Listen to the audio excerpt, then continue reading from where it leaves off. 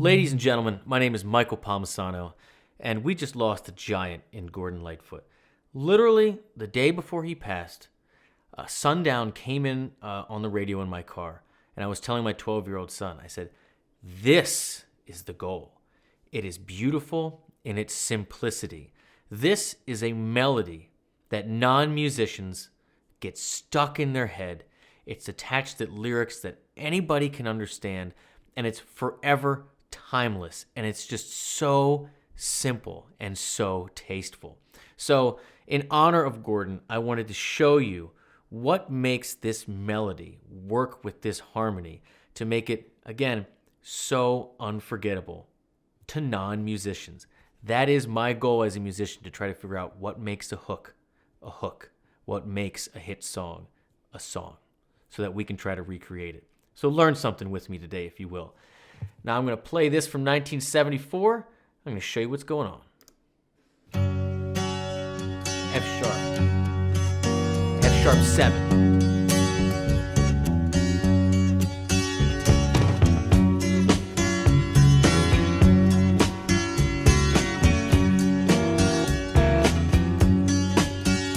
I can see her lying back in her satin dress, in a room where you do what you don't confess.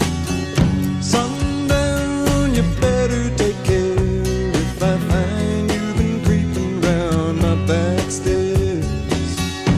All right, one verse, one chorus. It's basically a stanza and then a stanza. We're 37 seconds in.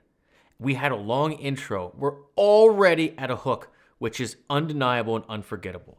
So let's start with how we're presented. This is an F sharp 7, okay? So an F sharp with an E in it. So right away we get this bluesy kind of vibe. Now check out what happens with the melody. I can see her. You got this F sharp. We're walking up straight to the major third. This is a major third based melody. Going down to the root and back up to the major third. So nothing fancy there, but then check it out. Lying back in her satin dress, in a room where you do what you don't confess.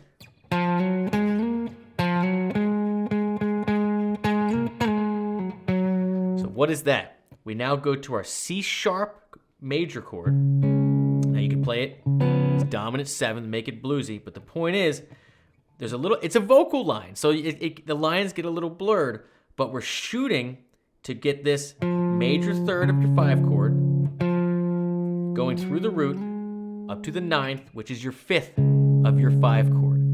Remember it forever. So many famous melodies have the hook on the 9 because it's the 5th of the 5 chord. Your 9 is your 5 forever, okay?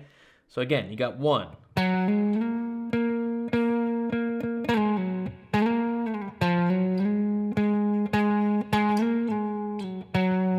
You keep going up to your major third and resolve back to your 1, your root. So right there, we've outlined our 2 chords perfectly with our melody. We have the root going to the major third of our 1 chord, and then when we go to our 5 chord, it is our major third of our 5 chord going to our 5 of our 5 chord, which is the 9th of our 1 chord.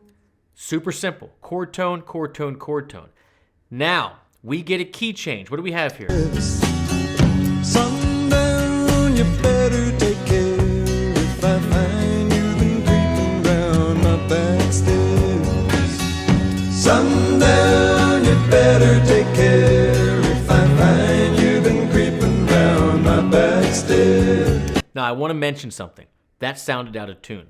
I am in tune. I checked my tuning. The recording or this version, something is a little warbly. It might not be exactly 440, but the message is still the same. When we go to this chorus, we're staying on F sharp. It becomes a 5th based melody. So our first part of the verse is a 3rd based. We're shooting for the major third. So how are we going to elevate it when we go to the chorus? We're still on the 1, so we're going to go to our next chord tone in series, which is the 5th. we're going to walk straight down. So 5, major third, 4, 3, 2, 1. Couldn't be simpler than that. But the fact that you jump to the next chord tone in series really takes the ear somewhere. And because we're choosing to accentuate that fifth, when it goes to the next chord, which is a B major, that, again, it all stays in key.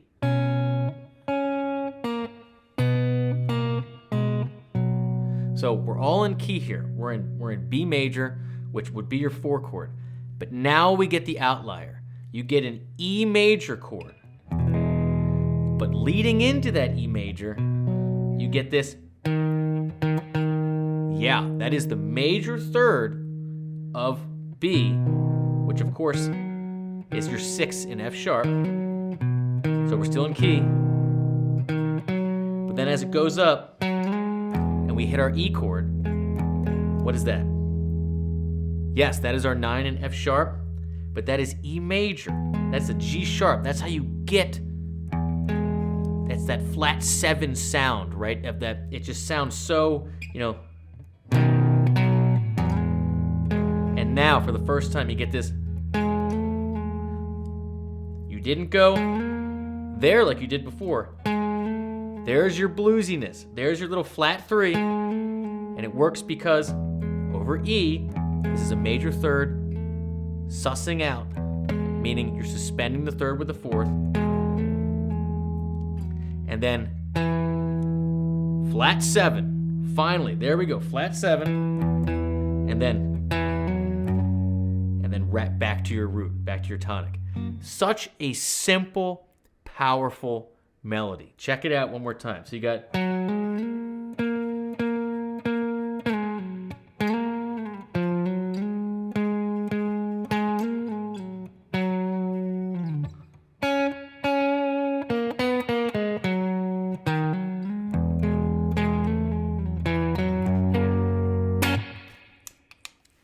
Absolutely pristine, not complicated at all. But I implore you all, these songs that have this hint of sadness for you non-musicians out there, these little hint of the bluesiness, and you can't really put it.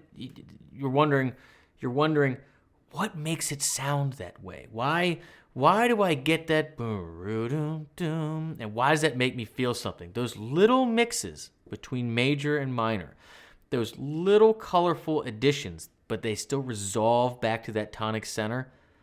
That's what does it. Remember, if it sounds good, it is good. But music theory is about studying and learning why things sound good. Gordon Lightfoot is a perfect example of a songwriter who uses basic harmonic structures, basic melodies follow the chord tones, but when we move out of key, it's for a moment. It's to get that feeling, that lofty feeling, and your voice follows those chord tones with it, and it resolves very quickly, and immediately you feel like you arrived back home and you just get it.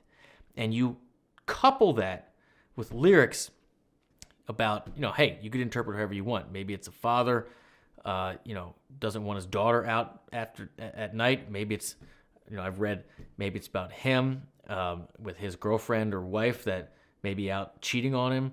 I've heard references to maybe it's alcohol related. But the point is that you immediately understand, if I find you've been creeping down my back stairs, you better take care. When the sun goes down, generally nothing good happens, right? So simple, so profound, tied with a perfect melody that connects the harmony perfectly. You don't even notice the key change, but I implore you again to get beyond the tabs, get beyond the notes, learn the why of things sound good, and then use that in whatever you choose to make. That's it, my friends. I love you all very much. If you dig the vibe here, I hope you hit subscribe. If you want to learn more about practically approaching the neck like this so you can learn songs and improvise in any genre, I'd invite you to join GuitarGate. It's my online learning community. It's my life's work. It's the first link in the description. I'd love to be your online teacher. Rest in peace, Gordon Lightfoot. Sundown is one of the best songs ever written. Cheers.